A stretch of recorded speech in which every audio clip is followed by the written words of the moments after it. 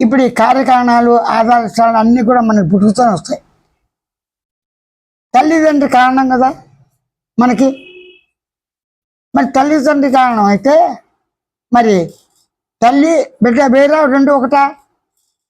రెండు వేరే కదా. ఆ బ్రహ్మమైన ఆత్మ పదార్థం పరిపూర్ణం ఏకాత్మ, ఇది కుదరదు కదా.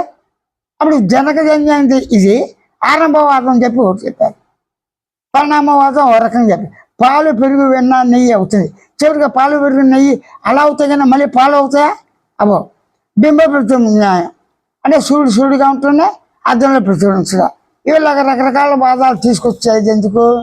నేనున్నా నా అహంకారంతో, నేను దేవన అహంకారంతో తాదాప్యంతో ఉండి మనందరం పుట్టుకుతూ ఉన్నాం. సంస్కారం చేస్తే కొంతమంది ఉండొచ్చు ఉండకపోవచ్చు, జ్ఞాన దృష్టితో అందరికీ ఉండదుగా.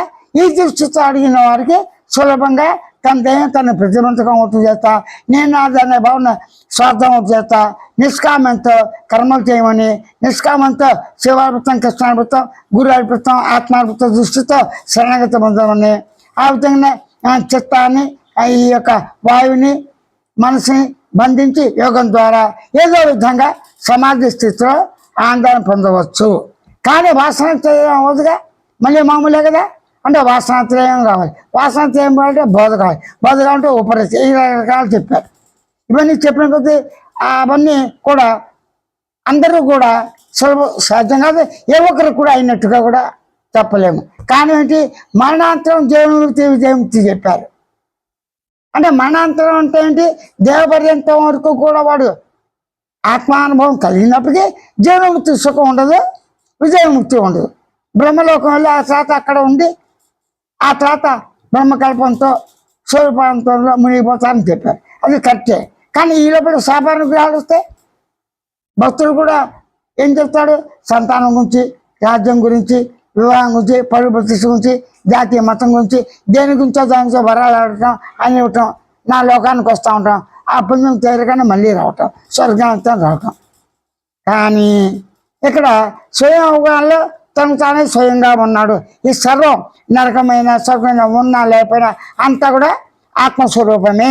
అజ్ఞానం సర్వం సతుచిత ఆత్మస్వరూప దృష్టితోనే, స్వయం దృష్టితో తాను సహజంగా ఉండటమే, అటు ఉండటమే స్వయం జ్ఞానం. అటు తెలుసుకోవటమే స్వయం సాక్షాత్కారం, బ్రహ్మ సాక్షాత్కారం, ఆత్మ సాక్షాత్కారం. ఏదైనా ఉంది, నేను ఉన్నాను ఉనికి అవగాహనతో, నేనున్నాను చిత్త అవగాహనతో, నేనున్నాను ఆనంద అవగాహనతో, నేనున్నాను మౌన అవగాహనతో, నేనున్నాను పరిపూర్ణ అవగాహనతో అని స్వయంగా గుర్తించి గమనించే తెలుసుకునే లక్ష్యంతో గుర్తించవచ్చు. అంటే స్వయంగా గుర్తించి గమనించే లక్ష్యం ఏరిక సహజంగా ఉంది, సాక్షి చైతన్యం సహజంగా ఉంది.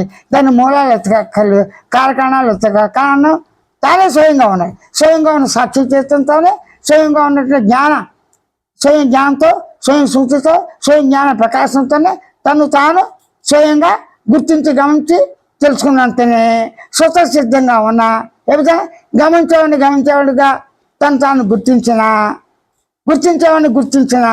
తెలుసుకున్నా తన నిజ స్వభావం, సహజ స్థితి, సహజ మౌన స్థితి, సహజ ఆనంద స్థితి, సహజ పరిపూర్ణ స్థితి, సహజ ఉనికి స్థితి, సహజ చిత్ అనుభవం స్థితి సహజంగా ఉంది.